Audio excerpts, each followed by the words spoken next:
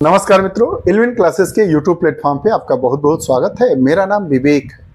हम लोग आगामी परीक्षाओं को ध्यानगत रखते हुए और जो हमारे साथी परीक्षा की तैयारी को प्रारंभ किए हैं, परीक्षा के लिए अपने आप को तैयार कर रहे हैं, अधिकारी बनने का सपना संयोजे बैठे हैं, मन मस्तिष्क में कही है कि आगे चलकर हमें अधिकारी बनना है, तो किसी भी परीक्षा में बैठने के पहले उसमें सफल होने के लिए हमें अपने नींव पर ध्यान देना चाहिए। उस नींव को मजबूत करने की दृष्टि से हम लोग कक्षा 6 से 12 तक एनसीईआरटी बेस्ड जीएस की कक्षा लेकर आज से उपस्थित हो रहे हैं। नवरात्र का प्रथम दिन है, इसलिए यह कक्षा चूंकि हिंदू धर्म से हम लोग हैं तो शुभ दिन माना जाता है, इसलिए इस कक्षा को प्रारंभ किया गया है। इस कक्षा की हमारी विशेषता ये है कि बेसिक से सभी टॉपिक को लिया जाएगा। जीएस के जितने सेगमेंट हैं सब सेगमेंट को लिया जाएगा और उसमें हम एक एक कर अध्यायवार बात करेंगे और पढ़ेंगे। और आप पाएंगे कि जब हम उस विषय की अगली किताबों को पढ़ेंगे, जो कॉम्पिटिटिव किताबें हैं, तो आप पाएंगे कि जो उसमें विषयों से लेकर उसके अपने शब्द होते हैं, उन शब्दों को हम भली भांति जानते हैं, उससे परिचित हैं, तो आगे हम लोगों को याद करने में, पढ़ने में आसानी रहेगा। इस कक्षा की एक और विशेषता है कि जो सीटेट, टेट या स्टेट टेट के परीक्षा होते हैं या पीसीएस का, आरओ एआरओ का, तो जो उसमें प्रश्न आते हैं इसी कक्षा से यकीन मानिए 70 से 80% तक जीएस के प्रश्न सब सॉल्व हो जाएंगे। हमारी करीब 75 कक्षाएं होंगी एनसीईआरटी के जो मेन विषय हैं उन सभी विषयों को मिलाकर, और आवश्यकता पड़ी तो हम और आगे इसको ले चलेंगे। आज हम इस पहली कक्षा को प्रारंभ कर रहे हैं। पहली कक्षा का आज जो हमारा शीर्षक है वह है सौर मंडल में पृथ्वी। सौर मंडल में पृथ्वी के बारे में हम बात करेंगे। उसके बाद ऐसे ऐसे हमारी कक्षाएं अनवरत बढ़ती रहेंगी। कृपया आप हमारे नए पाठक हैं, नए दर्शक हैं, तो कृपया चैनल से जुड़े। अगर आप हमसे पहले से जुड़े हैं तो वीडियो को ध्यान से देखिए और बताइए कि यह कक्षा आपको कैसी लगी और कक्षाओं से यह किस प्रकार भिन्न है। ध्यान से पढ़िए, यकीन मानिए यह कक्षा आपकी तैयारी में मील का पत्थर साबित होगी। पहला टॉपिक है वो है हमारे सौर मंडल में पृथ्वी। इस कक्षा में हम बात करेंगे खगोलीय पिंड क्या होते हैं, सौर मंडल किसे कहते हैं, सूर्य के बारे में पढ़ेंगे, ग्रह के बारे में पढ़ेंगे, क्षुद्र ग्रह के बारे में पढ़ेंगे, पृथ्वी के बारे में बात करेंगे, उपग्रह के बारे में बात करेंगे, चंद्रमा के बारे में और ब्रह्मांड में पृथ्वी की स्थिति को जानेंगे। तो आइए बिना समय गंवाए हम लोग स्टार्ट करते हैं। खगोलीय पिंड। खगोलीय पिंड किसे कहते हैं, खगोलीय पिंड का अर्थ क्या है, इसको जानिए। सूर्य, चंद्रमा और रात के समय आकाश में जगमगाते तारों, लाखों पिंड, जगमगाते लाखों पिंड खगोलीय पिंड कहलाते हैं। इन्हें आकाशीय पिंड भी कहते हैं। मतलब आकाशीय पिंड और खगोलीय पिंड एक ही होते हैं। खगोलीय पिंड क्या होते हैं, सूर्य, चंद्रमा और रात में जगमगाते हुए, आकाश में जगमगाते हुए लाखों पिंड खगोलीय पिंड कहलाते हैं। इन्हें आकाशीय पिंड भी कहते हैं। हमारी पृथ्वी भी एक खगोलीय पिंड है। पृथ्वी क्या है, पृथ्वी भी एक खगोलीय पिंड है। मतलब खगोलीय पिंड में ग्रह, तारा, उपग्रह सब आते हैं। खगोलीय पिंडों की विशेषता क्या होती है, तो खगोलीय पिंडों को मुख्यतः दो भागों में बांटा गया है। कौन कौन से भाग हैं, एक तारों का समूह ले लिया गया है और एक ग्रह का। अब तारे क्या होते हैं, ग्रह क्या होते हैं, आइए इनके बारे में हम बात कर ले। जिन खगोलीय पिंडों में अपनी उष्मा और प्रकाश होता है, जिन खगोलीय पिंडों का स्वयं का उष्मा और स्वयं का प्रकाश होता है, उसे हम तारा कहते हैं। जैसे सूर्य एक तारा है, लेकिन सूर्य एक खगोलीय पिंड भी है। तो खगोलीय पिंड की क्या, खगोलीय पिंड में तारे किसे कहते हैं, ऐसे खगोलीय पिंड जिनका स्वयं का प्रकाश हो, स्वयं की उष्मा हो, वह उसे हम तारे की संज्ञा देते हैं। ये पिंड गैसों से बने होते हैं, आकार में बहुत बड़े और गर्म होते हैं। इनमें बहुत अधिक मात्रा में उष्मा और प्रकाश का विकिरण भी होता है। अत्यंत दूर होने के कारण ही ये पिंड हमें बहुत छोटे छोटे दिखाई देते हैं, अतः यह हमें बड़ा चमकीला दिखाई देता है। जो पिंड बहुत दूर रहते हैं वो छोटे छोटे चमकीले दिखाई देते हैं, जो जितना पृथ्वी से नजदीक आते हैं उतने बड़े दिखाई देते हैं। तारे भी एक प्रकार के खगोलीय पिंड हैं। लेकिन कैसे खगोलीय पिंड, ऐसे खगोलीय पिंड जिनका अपना स्वयं का प्रकाश और स्वयं की ऊष्मा है। साथ ही साथ ये लोग प्रकाश और ऊष्मा का विकिरण करते रहते हैं। साथ ही साथ ऐसे तारे गैसों से बने होते हैं। ये हमारा कॉन्सेप्ट क्लियर हो गया।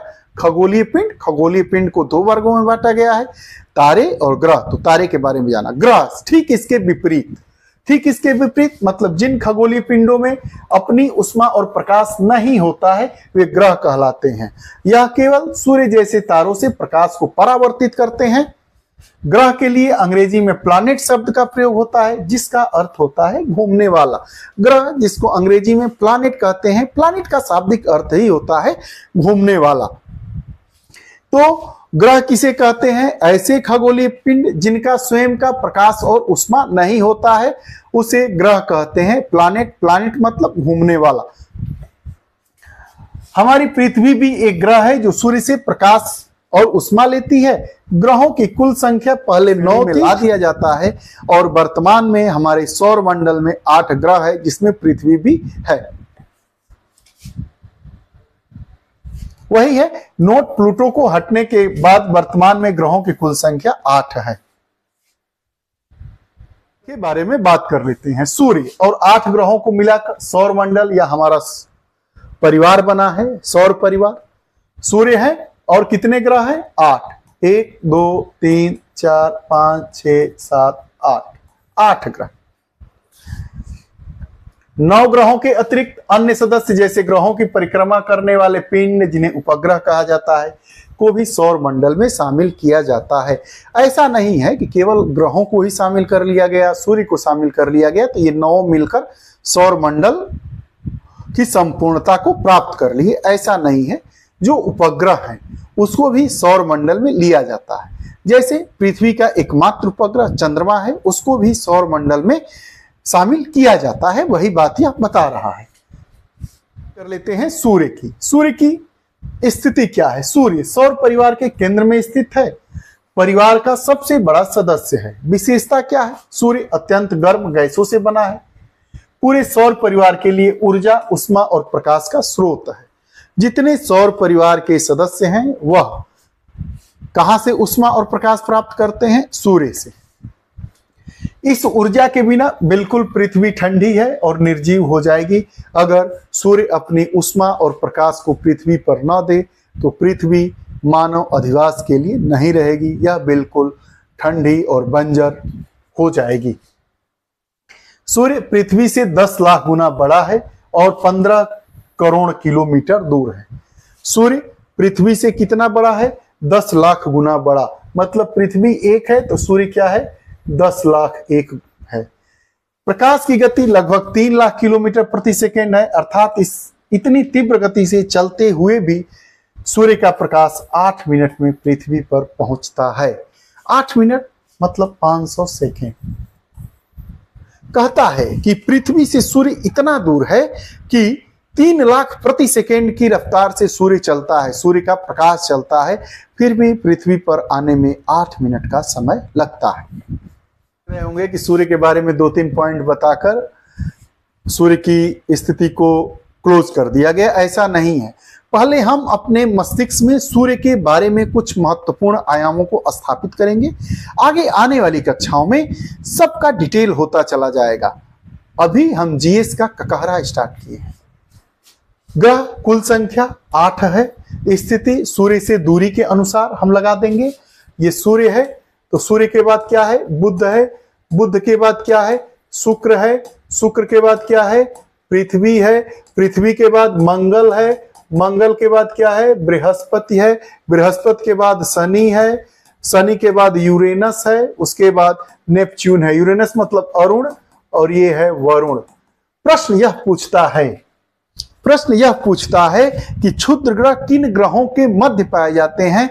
तो क्षुद्र ग्रह मंगल और बृहस्पति के बीच में पाए जाते हैं। ये रही सूर्य से दूरी के अनुसार उनका क्रम। सबसे सूर्य के नजदीक बुध है, उसके बाद शुक्र, उसके बाद पृथ्वी, उसके बाद मंगल, उसके बाद बृहस्पति, उसके बाद शनि, उसके बाद अरुण, उसके बाद वरुण। अरुण को ही अंग्रेजी में यूरेनस कहते हैं और वरुण को नेपच्यून कहते हैं। बुध को मरकरी, शुक्र को वीनस, पृथ्वी को अर्थ, मंगल को मार्स, बृहस्पति को जुपिटर, शनि को सैटर्न और अरुण को यूरेनस और वरुण को नेपच्यून कहते हैं। 9वां ग्रह था प्लूटो, जिसको यम कहा जाता था, लेकिन उसको क्षुद्र ग्रह की श्रेणी में ला दिया गया है, जिससे हमारे सौर मंडल में ग्रहों की संख्या 8 है। पृथ्वी एक ऐसा ग्रह है इन 8 ग्रहों में कि जिस पर मानव निवास है। सबसे बड़ा ग्रह बृहस्पति और सबसे छोटा ग्रह बुध है। सबसे बड़ा ग्रह बृहस्पति, सबसे छोटा ग्रह बुध है। मंगल और बृहस्पति की कक्षाओं के बीच में छोटे छोटे पिंडों का अनेक झुंड रहता है, जिसे क्षुद्र ग्रह कहते हैं। मोस्ट इंपॉर्टेंट है, पीसीएस में 10वीं बार यह प्रश्न पूछा है। विशेषता क्या है? ये भी सूर्य की परिक्रमा करते हैं। उत्पत्ति, ऐसा विश्वास है कि क्षुद्र ग्रह उस ग्रह के टुकड़े हैं जो अपने जन्म के बाद विस्फोट में बिखर गए थे। विशेषता क्या है क्षुद्र ग्रहों की? ये भी सूर्य के चक्कर लगाते हैं और इनके बारे में ये कहा जाता है कि अपने ही ग्रहों से टूट गए थे विस्फोट के बाद, जो बिखर कर सूर्य का चक्कर लगाते हैं। पृथ्वी हमारा ग्रह है जो सूर्य से दूरी के क्रम में तीसरा स्थान है। आकार की दृष्टि से पृथ्वी का 5वां स्थान है। पृथ्वी को सूर्य का एक चक्कर लगाने में 365 दिन 6 घंटे का समय लगता है। विशेषता क्या है? दूसरे ग्रहों के समान पृथ्वी भी एक गोला है, किंतु ध्रुवों पर यह कुछ चपटी। आकार और बनावट में पृथ्वी शुक्र के समान है, इसलिए शुक्र को पृथ्वी की जुड़वा बहन कहा जाता है। पृथ्वी एकमात्र ऐसा ग्रह है जहां जीवन है। यह इसलिए संभव हुआ है कि पृथ्वी पर जल, उपयुक्त तापमान और जीवनदायी गैसों युक्त वायुमंडल उपस्थित है। जितने 8 ग्रह हैं उसमें पृथ्वी के अलावा किसी भी ग्रह पर जीवन युक्त वायुमंडल की उपस्थिति नहीं है। इसलिए पृथ्वी के अलावा सौर मंडल के जो 7 ग्रह हैं वहां पर मानव निवास नहीं है। अंतरिक्ष यात्री के अनुसार अंतरिक्ष से देखने पर पृथ्वी का रंग नीला दिखाई देता है, जिस पर पृथ्वी में मौजूद पानी है, अतः इसे नीला ग्रह भी कहा जाता है। जब अंतरिक्ष यात्री पृथ्वी को देखते हैं तो पृथ्वी का रंग नीले रंग का दिखाई देता है। इसका कारण यह है कि पृथ्वी पर जल की मात्रा है, इसलिए पृथ्वी को नीला ग्रह भी कहते हैं। सैटेलाइट अर्थ क्या होता है? अंग्रेजी में उपग्रह को सैटेलाइट कहते हैं, जिसका अर्थ है साथी या सहचर। सैटेलाइट का अर्थ होता है साथी या सहचर। उदाहरण के लिए चंद्रमा पृथ्वी का एक उपग्रह है और यह पृथ्वी की परिक्रमा करने के साथ साथ सूर्य की भी परिक्रमा करता है।